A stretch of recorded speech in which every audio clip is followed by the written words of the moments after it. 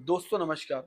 दोस्तों जब भी मैं आप लोगों के बीच में आता हूँ, आप लोगों के लिए खुशियों की सौगात लेकर आता हूँ। दोस्तों आज भी मैं देश के करोड़ों सरकारी कर्मचारियों के जीवन में खुशियाँ लेकर आया हूँ। दोस्तों जो मेरे मित्र मेरे अभी यूट्यूब चैनल से नए जुड़े हैं, प्लीज़ वो मेरी वीडियो को लाइक करें और सब्सक्राइब करें। दोस्तों अभी हाल ही में केंद्र सरकार ने एक ऐसा फैसला लिया है जिसको सुनकर देश के करोड़ों सरकारी कर्मचारियों के जीवन में रोशनी छा जाएगी। दोस्तों आप मेरी वीडियो में कंटिन्यू बने रहना, अंत तक बने रहना। मैं इस फैसले की एक एक बारीकी को सत्य व सही तरीके से आपको समझाऊंगा और बताऊंगा। दोस्तों मामला क्या था पहले आप ये समझ लीजिए। दोस्तों केंद्रीय कर्मचारियों को मिलने वाले चिल्ड्रन एजुकेशन अलाउंस को लेकर अक्सर कर्मचारियों के बीच कंफ्यूजन बना रहता था। इसी को दूर करने के लिए डाक विभाग ने अब आधिकारिक तौर पर नए नियमों की स्थिति स्पष्ट कर दी है। सरकार के इस नए फैसले के बाद अब कर्मचारियों को उनके बच्चों की शिक्षा के लिए मिलने वाली वित्तीय सहायता को सीधे बढ़ा दिया गया है। यह फैसला उन सभी पिताओं और माताओं के लिए एक बहुत बड़ी राहत है जो अपने बच्चों को देश के अच्छे स्कूलों और हॉस्टलों में पढ़ा रहे हैं। आइए अब सीधे आंकड़े पर चलते हैं और जानते हैं कि आपकी जेब में कितना पैसा आने वाला है। ध्यान से वीडियो में सुनना।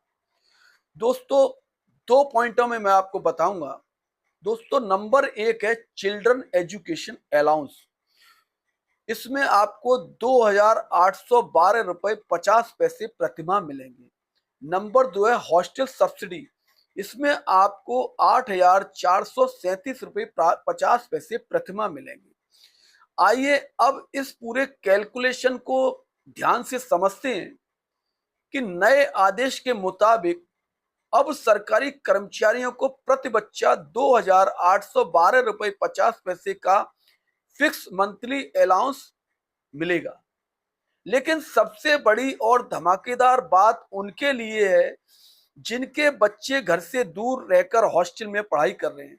सरकार अब ऐसे कर्मचारियों को हॉस्टल सब्सिडी के रूप में 8,437 रुपए 50 पैसे प्रति महीना देगी। अब आपके मन में यह सवाल जरूर उठ रहा होगा कि अचानक इतने पैसे कैसे मिल रहे हैं। तो इसके पीछे एक बेहद महत्वपूर्ण नियम है, वो आप समझ लीजिए।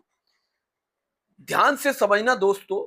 वर्तमान में केंद्रीय कर्मचारियों का महंगाई भत्ता यानी डीए 50% की सीमा को पार करके 60% तक पहुंच चुका है और सातवें वेतन आयोग यानी 7 पे कमीशन के नियमों के अनुसार जैसे ही डीए 50% को पार करता है वैसे ही चिल्ड्रन एजुकेशन अलाउंस और हॉस्टल सब्सिडी में अपने आप 25% की बढ़ोतरी हो जाती है।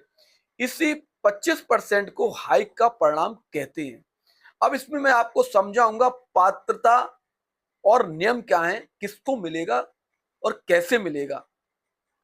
अब इस योजना का लाभ उठाने के लिए आपको कुछ बेहद महत्वपूर्ण बातों को ध्यान से समझना होगा। नंबर एक, यह अलाउंस केवल आपके अधिकतम 2 जीवित बच्चों की पढ़ाई के लिए ही मान्य होगा।